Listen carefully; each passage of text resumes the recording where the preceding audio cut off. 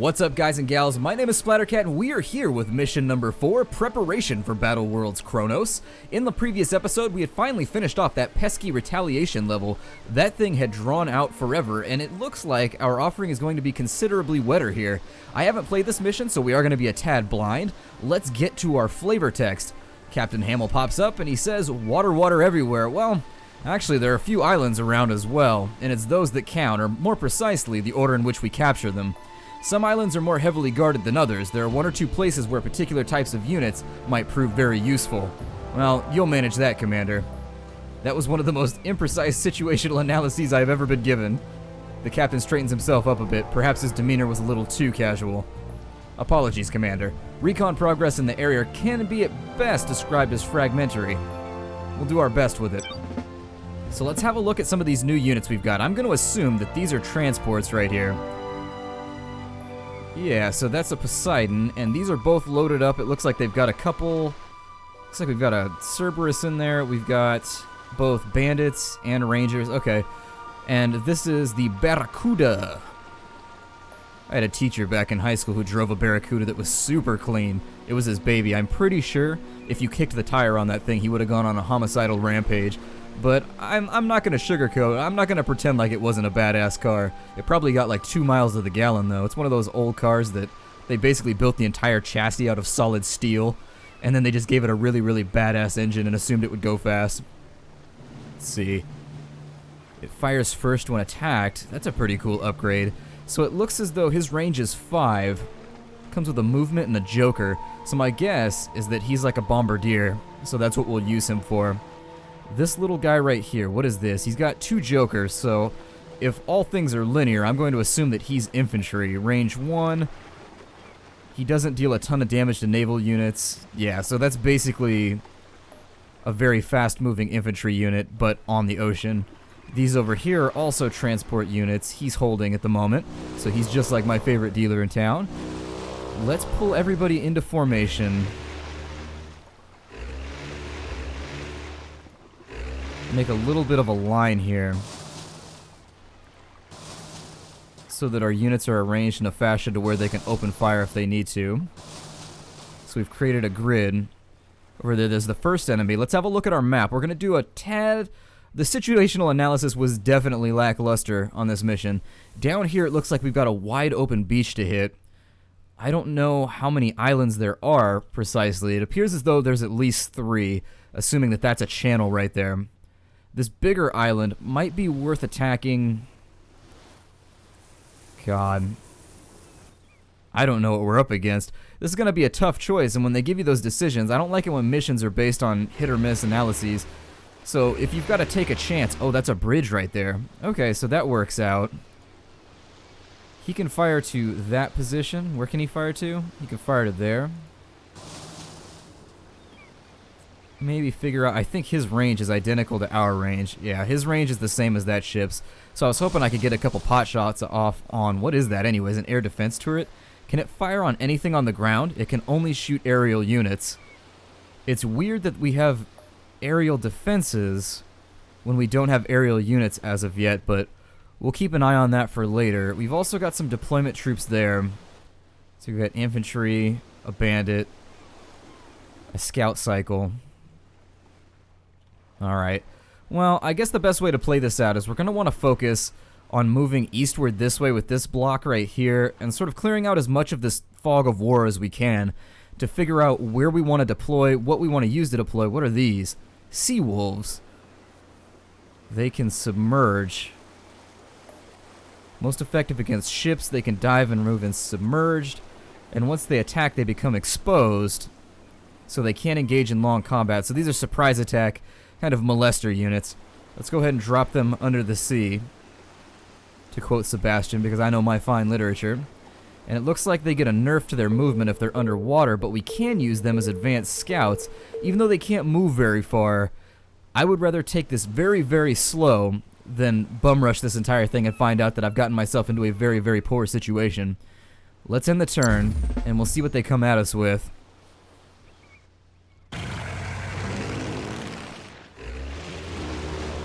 We've got a... what is that? I'm gonna suppose that that's what's giving us our line of sight down here. We could land on this beach full force and hope that what we've got on board is enough to kill the enemy, but I'd like to conquer a smaller island, maybe with some production capabilities first. Now, we can only be seen by the enemy if these are adjacent, from what I understand. So we're gonna use them to scout.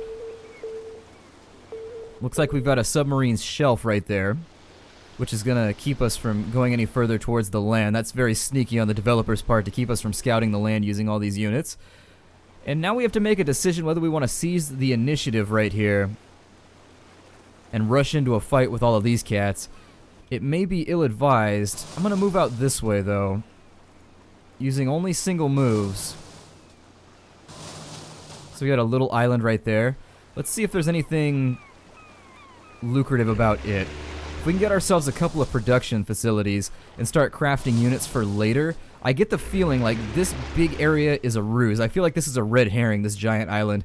It's probably very, very well defended, and hitting it first is probably a bad idea. From what I can tell, it seems as though they've got a lot of units running around. There's two up there that we can see. There are tank stoppers, or never mind, not tank stoppers. They've got a number of boats down here that are making me think that this naval battle is going to be long, it's going to be hard fought, and it's probably going to deplete our resources for the future. They've got units coming up that way. I'm going to reroute all of these cats up into the north to help out with the push up here.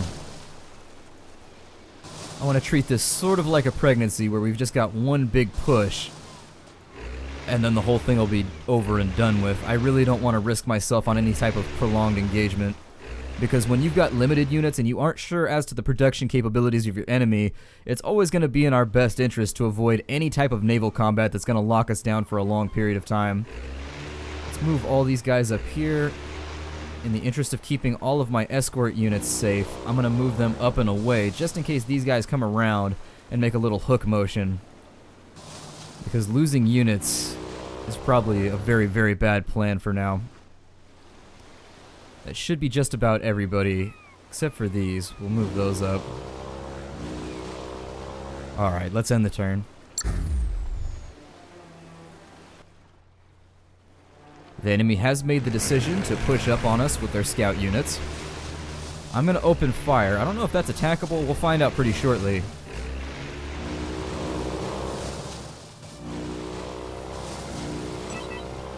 Up to now, you've only seen Sir Nell Anthony Fletcher in pictures. The oldest great-grandson of the Emperor is first in line to the throne, either after both his grandfather and father lost their lives in a tragic accident. It is obvious to his advisors, or it's obvious that his advisors have urged him to make this courtesy call. He does not appear to recognize you. Ah, Commander. We've been following your progress with admiration. You're expediting the House of Telet's victory. Thank you, Your Highness. When Telet fires are burning in all 12 Kronos temples, we will toast the everlasting rule of our house. It sounds like this has been learnt by heart. It completely ignores the fact that no fires have been lit in the temples since the last War of Succession. Light beams are directed up into the sky instead. I can hardly wait. Lord Fletcher's attention seems to now be focused on something the other side of the camera, which very obviously interests him far more than a commander of his troops. This results in a mumbled, absent-minded farewell. Very good, Commander. Proceed. It's once again our turn. So let's pan and scan on up and in here. I'm a little afraid that the way they've got this pinched is going to expose my submarines for being here, and these are going to be surprise units I want to use to their best capabilities, meaning bam bam, you know, thank you ma'am, wham bam, thank you ma'am. If we can pull it off that way, just sort of unload on them and just have it that way. These scout units here, I'm going to continue having them scout further along the coast. I think this shelf is going to be our first unloading point.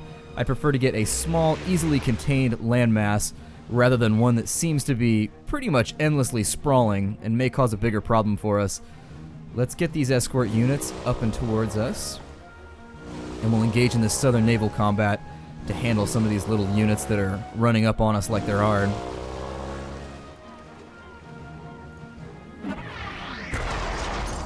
Our first shots, we're going to fire these a little bit further back. We were right, these are bombardier units. I can get a unit into place right there. That is going to leave him flanked.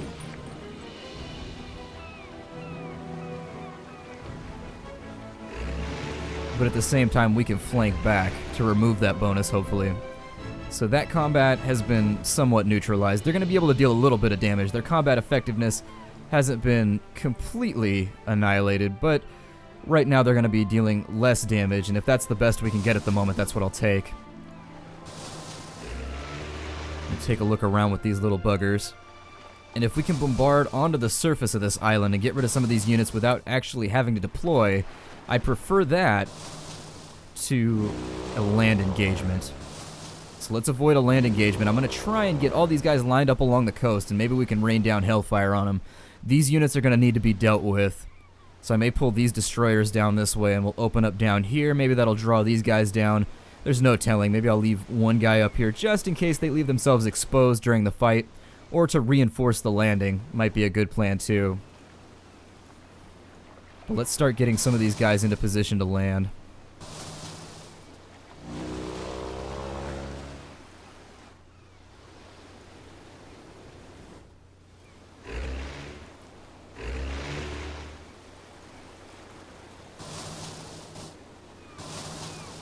Start forming up those oh-so-frequent lines that we're always using. And that leaves pretty much nothing to be taken care of. I am going to have my submarines sort of line themselves up over on the left here so that they can make a surprise attack when they need to. And then we'll end the turn. The unfortunate consequence of dealing with enemies that have enormous ranges. Becomes very difficult to predict how they're going to come at you. Oh, really? They decided to make a bum rush on him. An odd decision for the AI, but, you know, whatever. It also appears as though these guys are going to sally out and fight with us, which is bad. That's very, very bad. That can be fired upon, which begs the question why they put it down there to begin with, if it was just going to be destroyed shortly thereafter, but whatever. Not going to question that dev decision. Let's move in and finish these little turds off. Some missiles away. And we'll allow our infantry the honors of sending them down to the bottom of the ocean. Off they go. Let's go ahead and pull this fight back this way. I don't want to fight down in this little channel with my limited forces as they stand. We're going to make a temporary retreat. That little dude's going to be my outrigger, or my outrider. As is that guy. Isn't that odd that they moved perfectly outside of the firing range of a supposedly concealed unit? That leaves me incredibly, incredibly suspicious as to what the AI knows and doesn't know. As a strategy gamer, the fact that that was perfectly placed just leaves me... Can I uncamouflage for a Joker, or is it going to cost me? What does that cost? Let me see here.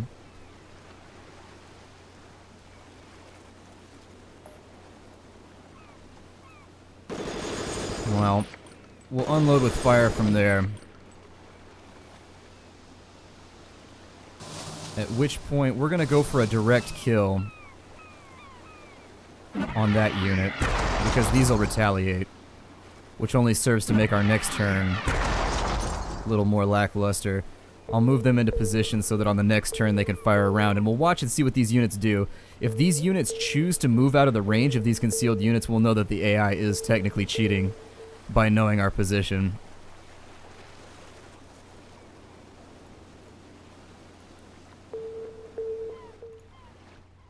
Let's get these units on their way out.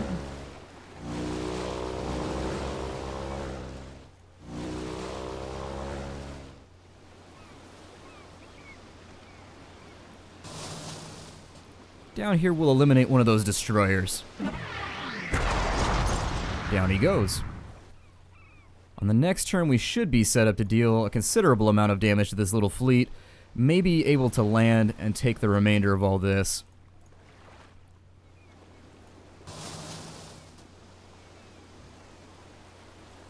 Unless we have to capture a harbor in order to land.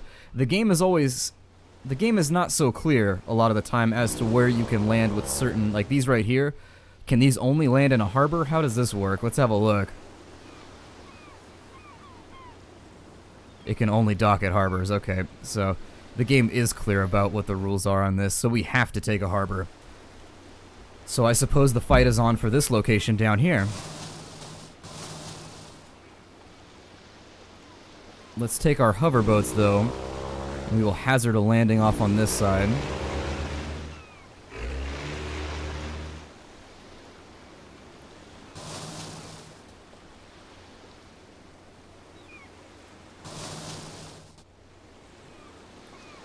Okay, so I allowed him to siege the initiative a little bit.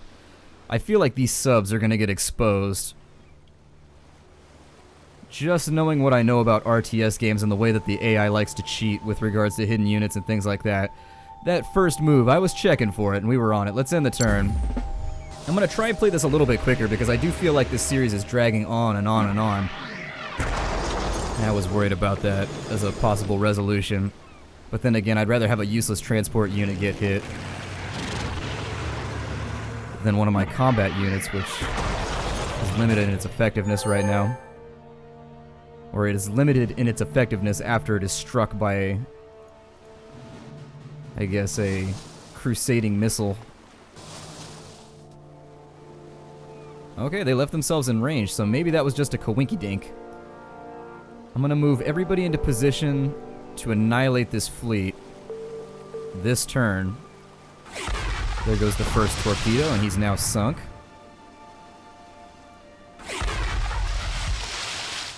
Ooh, I was inside range. I was wondering if that was going to work or not. That's interesting. It negated the damage. Either that or it didn't count. One or the other. I'm not sure which.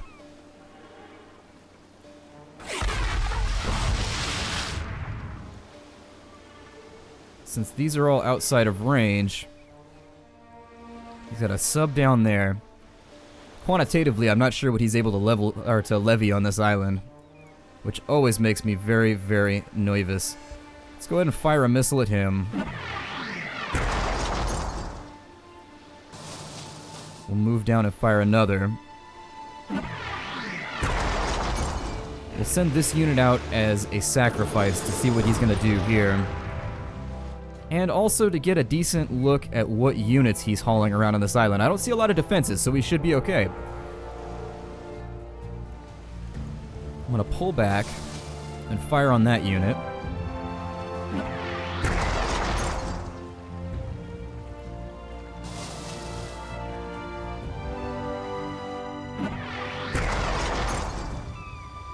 Weak damage. This unit's been marginalized, which is unfortunate. It's very, very bad. So we've destroyed the enemy fleets, or at least we've updated and done one of the enemy fleets. This little guy down here remains a concern.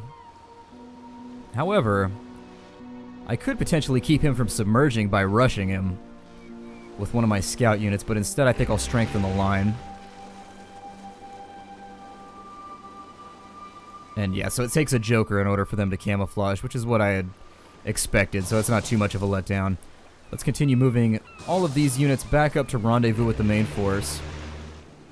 Because if these units, which I think are trying to close the gap with me, decide to come at us, I'd rather they run into this entire fleet rather than run into this little isolated group. These units here are not quite ready to land yet. But they're almost there. So let's get them right off the shore for a hefty simultaneous landing. And then another option that might be nice is to have some of these destroyers support the landing, as I had said previously. That looks like everybody. These guys can't dock, so let's pull them back as far as we can. Well, actually, I don't know if there's any point in doing that because we are going to have to get at this harbor, so I'll assume that neither of these is going to get sunk, and we'll end the turn. There could be hidden units among us right now. That's my primary concern. That thing has a... I didn't even know that our transport units had guns on them. So what did we learn?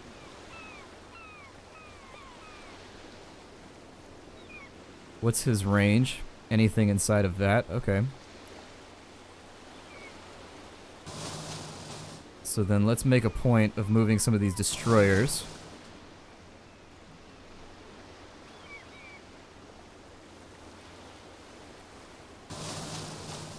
And since he's the most heavily armed, he's going to be the first to die.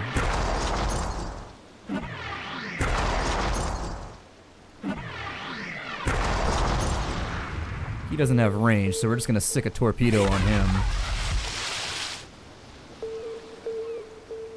I always love submarines in games. They're one of my favorite units in Command & Conquer Red Alert 2. Just having a million submarines out in the water and nobody knew what hit them. All of a sudden you just hear that swoosh sound as they all surface, and you'd be like, no! Your entire fleet of battle cruisers would disappear instantaneously. Love that. Absolutely love that surprise moment when you drop it on the enemy. My guess is that we have to land and capture this before we can unload these guys, so I'm going to keep them isolated. And what we'll do on this front is we'll start making a line, because these guys are going to show up fairly shortly.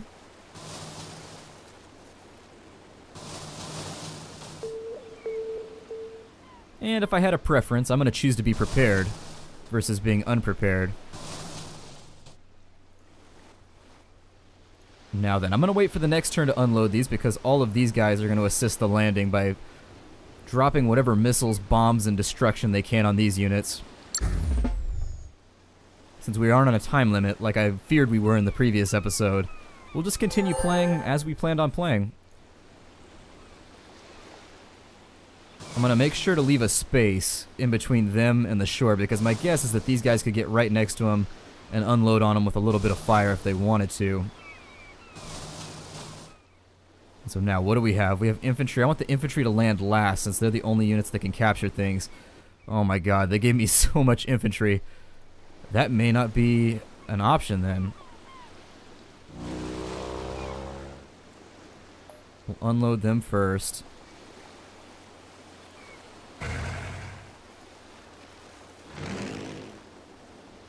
Of course, the plan is to drop them to the left, inside the firing range of everything we have here. This motorcycle is probably going to be a sacrifice to the gods of attrition, because I unloaded him without thinking. Let's pull him back out of the way.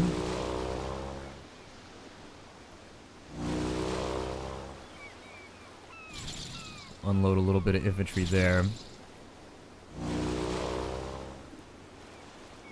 Who's still got to move? Let's make this very, very dangerous for the enemy if they decide to unload anywhere other than where we want them to unload.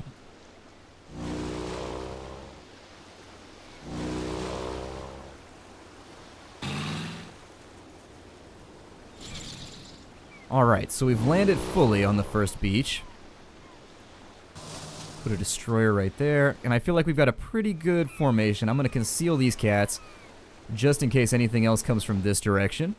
And I like our formation right now. We've got enough to play around with. We've taken a strong position when assaulting this little island up here. It looks like they do have a factory. It looks like they also have a supply depot. They have a lot more troops than I was hoping they would have. But if we can draw the battle onto this beach, it should go in our favor.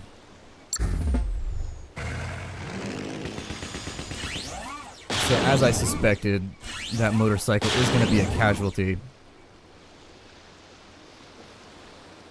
They didn't move anything else, though. I was hoping these two would join the front, and they did not. Let's focus on bombardment for now. For multiple reasons. I do want to level up some destroyers so that we can send them in later missions if we need to. So I'd like them to take as many actions out of this assault. We've already got all the permutations of all these units, would be my point. We've got all of their kinds are already taken over, so why worry about it? I think the only thing we're lacking is a little bit of infantry for now, and that's something we can remedy later. Hopefully we get a kill right here. Good. Okay, so we got the kill. Let's press...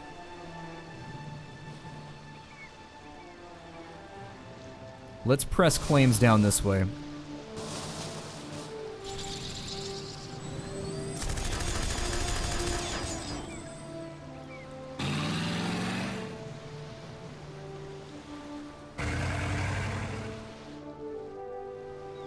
We may also be able to save that unit like so. Although it feels a bit of a waste to use that on a scout cycle. This may be one of those missions where every single unit counts.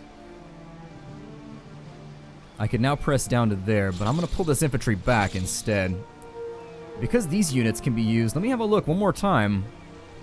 They do deal damage. It's got a little machine gun on it. We could potentially use these guys as useful assault tools later on, and that's something I wasn't aware of. I would have used them in earlier missions to that capacity had I known. Over here, do we have line of sight on the enemy? No, we do not. Okay. Well, in that case, move that destroyer just a tad to increase his land range, and then we'll end the turn.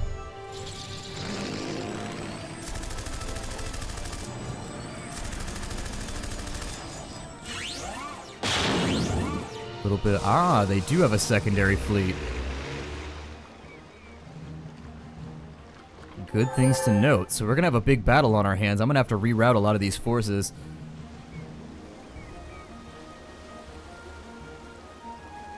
I think I'm going to pull back. If they hit us simultaneously from that direction, this could get really, really hairy.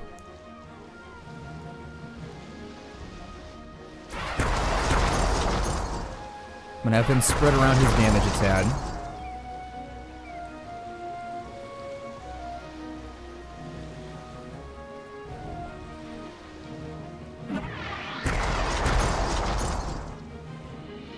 And then with his move order, he's going to pull back.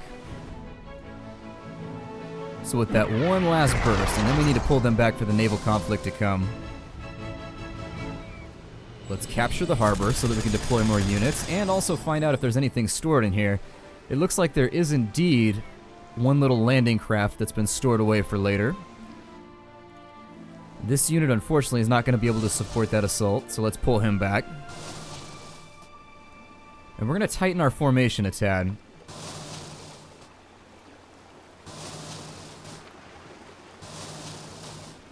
We could put out mines.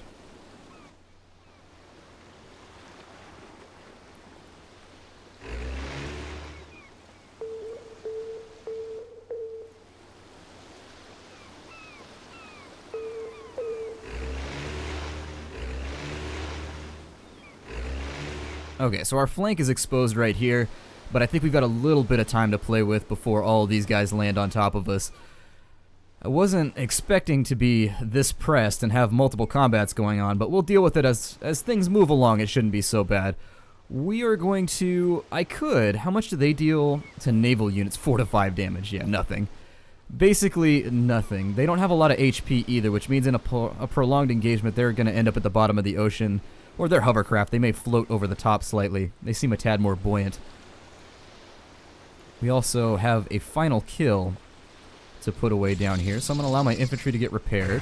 And being sneaky with my movements, I'm going to allow that hunter to take the final kill. I think they called them a ranger earlier. I meant a hunter. There we are. And once we capture all of... I'm not sure how much supply. It looks like it's got 30. There may be some more laying around this way. There may be a lot of base to assault here. There's no telling. We haven't scouted the whole thing out just yet. It might be a useful task to set our scout bike to. So this little production center, I'd be willing to bet there's probably another one. Seeing this concrete right here, there's probably another one up here that'll give us a little bit of a hike up to the next level with regards to our forces. Let's end the turn. We'll see what Ura does. They'll probably be able to fire on us this round, which sucks. Oh, they're going to fire at us that way. That's bad. That's very, very bad. My name is Terry Filippo. I am CEO of Ura Incorporated. Let's get straight to the point.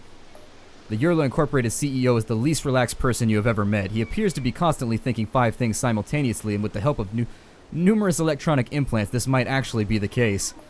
You have beaten us in several battles in succession, Commander. You might expect me to be annoyed at that, but you would be wrong. I'm a businessman and can't afford to be emotional. I want you. Name your price. Well, you expect me to sell myself to amoral profiteers? We can say, what are you prepared to pay? The CEO has obviously thought about this already. He fires his answer back instantly. The next emperor will be able to rule for a very long time, and will have practically unlimited powers. Unlimited power means unlimited profits. That should be worth quite a bit to us, should it not? Besides, what's keeping you with the Telet? A band of degenerates descending into decadence and self-indulgence, who have never achieved anything in their whole lives. There was an explosion in one of our landing ships. What can you tell us about that? He obviously knows immediately what you're referring to. He had looked into the incident. Goes without saying that we built all landing ships, cargo shuttles, and command ships, but Do you think that we would have been able to smuggle a bomb on board with that level of security? Our people will work out what happened after the war. The ship was insured with one of our companies. If it was indeed a terrorist attack, then we will not have to pay out. Thanks for the offer, but we'll decline. That is unfortunate, Commander. Most unfortunate. It's possible that the businessman doesn't normally allow himself any emotions, but you can see anger flashing in the overtired eyes of the Yurla. He's not used to getting no as an answer. Well, we definitely have to move them away from the beach because the AI is clearly briefed on how to use their units similarly, but I'm going to break off the episode here because we're out of time. My name is Splattercat. Thank you for joining me at the Nerd Castle for another episode of Battle Worlds Kronos. This is mission number 4, preparations of campaign numero uno. I look forward to seeing you in the next episode, and take care out there, everybody.